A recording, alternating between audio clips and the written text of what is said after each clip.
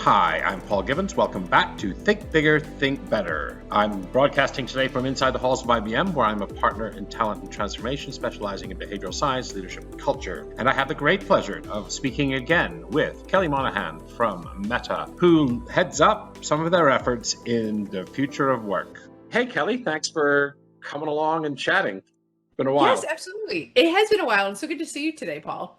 So the first question is, you've gone from Accenture to Meta, and I think of that as either you've gone over to the dark side from the rebels, or you were in the dark side in Accenture, and now you moved over to the light side. Sorry, which is it? How does it feel? I love that. Listen, you know me, I won't say anything negative about either. They're both great companies with different focuses and emphasis.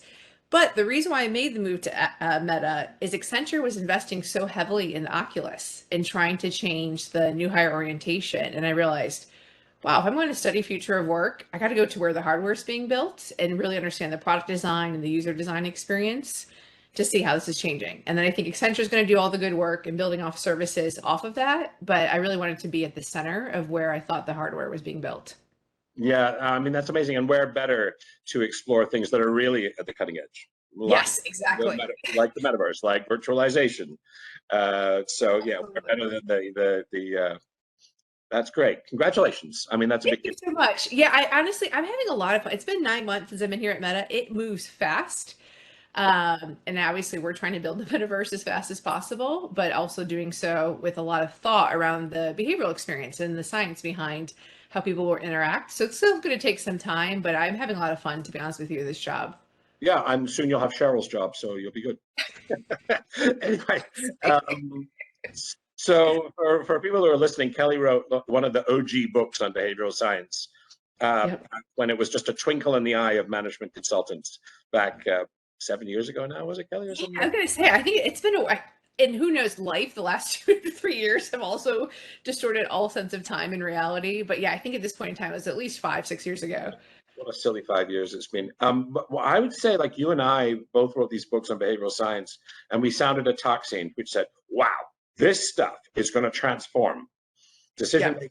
It's going to transform culture. It's going to transform wellness. It's going to transform the way we communicate in organizations. It's going to transform leadership. So you and I were out there saying this stuff, which was aspirational at the time because nobody else was doing it. What's your sense now? Who's doing it? Is behavioral science on this upswing now, or is it peaking, or what's your sense?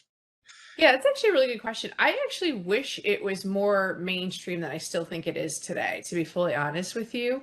We're doing a lot of interesting work, but I still feel like when people say behavioral science, where the maturity is on how leaders have used it to nudge. And so I think it's still very much in that nudge theory realm. Yeah.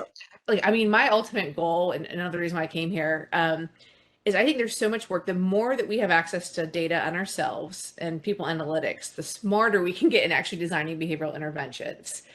And so I think it takes a lot of HR data, employee data to get this right. It takes product design. And so whatever internal products people are using to then actually incorporate the nudges. And I can explain a couple that we're using here.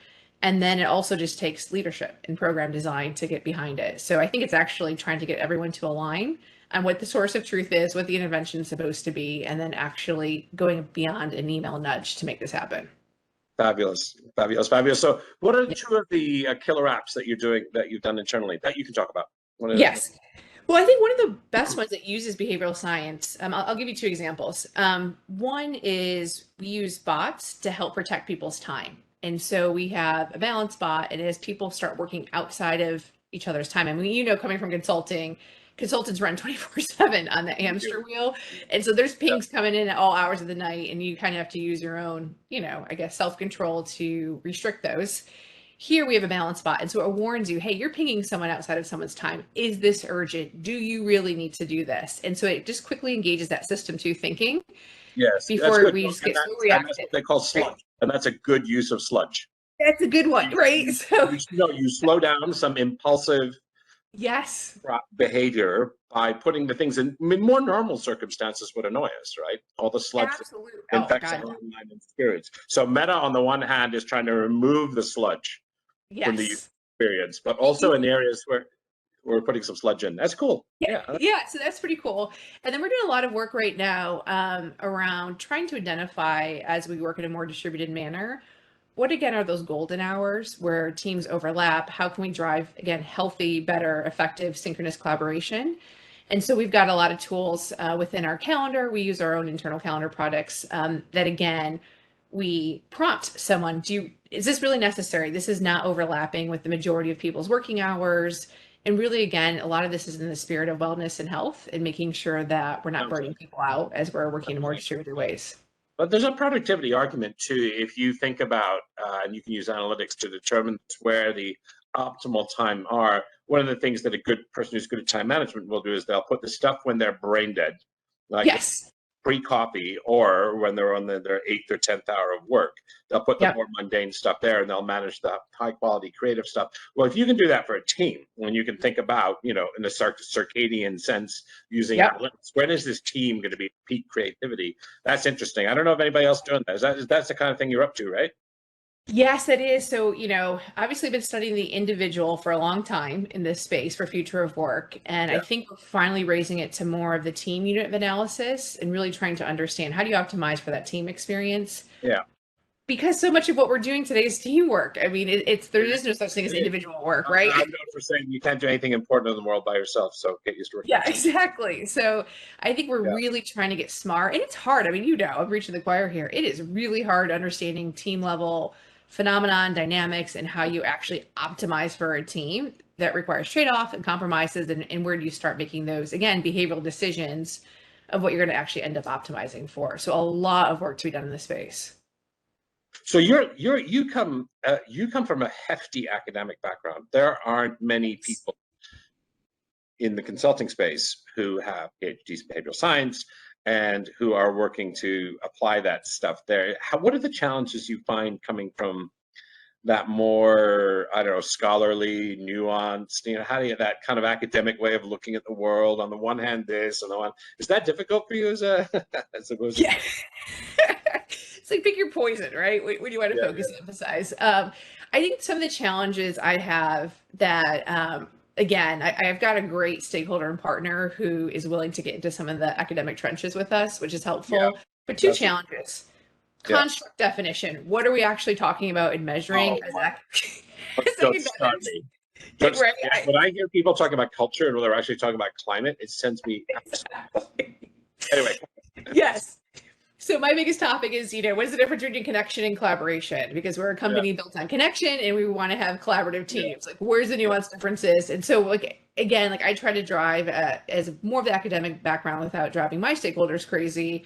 Let's get really nuanced, although, of what we're measuring. And again, doing a little bit more scale development, measurement validity, and just making sure when we say people are responding to these survey items, we feel confident that they are responding to the construct we're actually trying to drive here. So that's number one. Two, as you know, is just timing. I mean, in the applied side, we needed insights yesterday to predict tomorrow's future. And so what I'm trying to figure out from a methodology perspective is so much of academic work looks at past phenomenon or a point in time. And when reality is leaders are trying to predict the future and trying to go more towards future thinking. And so what's the right methodology that will still hold up in an academic paper or peer review, but that actually gets us to more meaningful and in real-time results? My boy Nassim Taleb wrote a lot about decision making under uncertainty, and how do you make decisions about the future, which we all do as business people every day, even if it's about this afternoon. But we're making decisions that affect the 5-year view and the 10-year view, without relying so heavily on predictive, in other words, non-predictive decision making.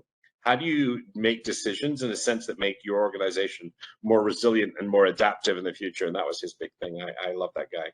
Yes, no, he was also way ahead of his time. Yeah, well, he's another guy, and he's another guy. It's funny. I wish that The Princess Bride. You know that movie? Yeah. And there's a thing in The Princess Bride where he says, "You keep using that word. I'm not sure it means what you think it does." And I think I find that every day in and day out is like some people use words that they're misusing. So, for example, the big word today, I'm sure you run across this, co-creation. Well, dude, you're not co-creating. we're going to develop this thing together. and then we're going to co-create it with people. No. That's not co-creation. Co-creation is you develop it with them. And then, so you develop it and hope they like it. Is the IKEA effect. You develop it with them and then, hey, surprise, surprise, they like it better. Anyway. Love that. In my books, I like to think it's fun in my books. I get such joy out of putting in quotes from Inigo Montoya, The Princess Bride, and Socrates, and even more. I kind of get a kick out of that, doing that stuff, like, and Notorious B.I.G. and Tupac and everything in my. I get giggles out of putting Tupac next to Nietzsche. I love it, but it makes your work so accessible, right? I mean, that's what makes it so accessible and meaningful. Yeah, or like, who's the 60-year-old guy that keeps talking about hip hop? Boy, this guy's got to stop that. You should grow up and anyway, start acting his age. One question I want to ask that you're working on, I know a lot, is hybrid working, and you guys are at because of your visibility are at the leading edge of both the media storm around that, and then also you're at the leading edge of trying to get this right. What you may be limits to what you can say about metaverse policy. However, what are you doing to make hybrid work work? Yeah. I want to, almost shout this from the rooftops, because another reason why I came to Meta is I think when you look across the tech peers, we are really in the year of learning and trying to experiment and get this right for our individuals and also our teams. And so, and I put a policy there, not a lot of businesses think that way. No. A lot of businesses think we got to get this right out of the box. And I think they're deluding themselves 100%. About, and like you, who's that dude from, is it the dude from Salesforce that Steve George says, this is a big experiment, bros. So get used to making mistakes and get it right. Anyway, that's what you're saying. Yes, 100%. So this is, we are learning as we go. We are experimenting. We're bringing again the behavioral science. We're running pilots. We're really trying to take as much data-driven approach to this to really understand these are people's lives. And so we're trying to take as much care and concern as we would any sort of product development with our people. And so we are learning a lot. And I think one of the things we're leaning into is continuing to enable remote work and allowing people to be productive where they feel they are productive. Allow people to make that choice. We're going to trust people are going to make the right decision on behalf of the company. But at the same time, it's not a binary variable that we want our experience. So we also want to create vibrant offices. And so when people choose to come into the office, it is optimized for connecting, for collaboration, for synchronous work, and that creativity that sometimes can still be hard to facilitate over virtual environments. And so we're trying to optimize for both and then allow people to really step in and choose. Some people really still want to come to the office and thrive off of that. Other people say, you know what, the commute isn't worth it. I'm going to go move to Florida and go, have a healthy with two rescue dogs and a partner. Dogs, right? And so who would do that? Who would do that? Some crazy person. And so being able to choose. And so what we're still optimizing for and what we're still going to learn, we have not made really strong, public policy decisions yet, is still around, though. We're trying to figure out what is the right time to bring people together where you need that synchronous collaboration. How long does that energy burst last before you have to come back and still feel connected? What does this mean for new hires? Do we, still do new hire orientation on site versus remote? What sort of experience differences? We just need time to learn because this is a new rhythm of work. And so, as you know, and again, speaking to another researcher, this takes some time to actually, if you want a data-driven approach and to make these decisions, it takes time to get the data. It does take time. And there's also some data, I'm surprised at how much I went to a meeting in Atlanta, which is one of my first business trips. Okay. And it's the sort of thing we used to do like every week, right? Or, like 3 times a week. And I went to this business, I got to hug my boss. I just thought that was like weirdly pleasant, like to actually exchange human kindness and compassion with one another. I mean, you say 2 things that are really important to me, right? So one of the important is to treat people like adults. So it's this old theory X, theory Y idea. Yes. And I think there are companies that are basically very theory X. And, God bless Elon, right? Super duper theory X, right? Super. If you're not watching them 24/7, they're going to be stealing the company's silver. Yep. And then there are companies that are very theory Y. We trust employees to make the best decision to weigh the concerns of the company, to weigh the concerns of their team, to weigh their own needs as individuals, and to weigh what's best for our clients, and to make the best decisions possible. And that's called like adulting. Like we trust people to be adults and where they want to work from. And I have certain admiration for that. Yes. Now, can that go too far? I don't know. What do you think? Can it go too far? Perhaps it can. I don't know. Yeah. Well, again, that's kind of what we're experiencing it with as well. But I think, and you know this too. I mean, there's just been so much bad management theory out there. Coming even, I'm from Rochester, coming from the U of R, back in the Yeah, yeah. 1970s with, transactional cost and agency theory, and believing the whole role of a manager was to ensure people were basically being built into submission, because people will do the wrong thing if left on their own. So yeah, I just think this is so right to also just put in a new theoretical underpinning of why we need managers, why we lead, how people work. And if we don't get that philosophical part right, that I think is so actual meaningful Love it. to apply what we're trying to do, is rewrite that right now. I think that's brilliant. I think that's brilliant. And you also, something also resonated with me, which is amazing, is like, let's not force people back Right. to rhythm. Let's make this place awesome. Yes. And we don't mean just putting a damn ping pong table, right? We mean, let's make Nice. this, truth, beauty, kindness, right? Let's bring it, let's make it warm, let's make it beautiful. Let's make this the sort of place where people want to come. So we use attraction rather than coercion to make the workplace a thing. And again, that's part of like treating people like adults. Like, if we make this a good place to come, they're going to come. Yes. 100%. And I do think you got to force a little bit. We're forming a team at a big client at IBM right now, and one of the, I've said it's important to me that the team come together and we get to try to develop a shared understanding and shared values and shared roles, and some of the intimacy, social intimacy that I think makes teams form well together. I think that's hard to do virtually. Well, but we may not have the resources. We may not have, the way the world has changed now. In days gone by, we'd have flown 7 people across the country, a one-day session where we talk together about how we're going to operate as a team, how we're going to respect what are our standards, what accountability, what's the vision for the team, how are we going to serve the client, and stuff like that. Never going to happen today. Yeah. So, interesting. Yeah, it is. I mean, that's a great segue to why we're focused so much right now on social presence in the metaverse, and trying to figure out how do you bring some of those emotional affective state that we just organically and naturally get when we get together in person, that we don't for whatever reason get when we're in this one way, virtual dialogue through Zoom, whatever, WebEx, whatever platform. And so how do you bring that if people don't have their cameras on, you're not getting the cues about when they finish speaking. So do you find yourself interrupted? I just interrupted you, right? So do you find yourself like interrupting is a thing? It feels to me like we have more interruptions because we're not getting, if the cameras are off, we're not getting the visual cues that they're finished saying what they're saying. So I find a lot of talking over one another, even getting the hygiene right as well. And I interrupted you to talk about interrupting. Isn't that wonderful? Hey, it's great. This is what makes these things so fun with you, Paul. We can just be go in the flow and go in the moment. I know. We're both executives. I want everybody to know that, all the listeners to know that. So I would be negligent in my job to not ask you to comment in our few last remaining minutes. Yeah. The metaverse. Yeah. Like, what is that? I have friends who are NFT traders. I have friends who are in that world. I have friends who have property. My buddy owns a bookstore in the metaverse. Like, whatever, dude. Okay. So what can the ordinary citizen who's not a freak look forward to the metaverse? How's it going to affect their lives? Yeah.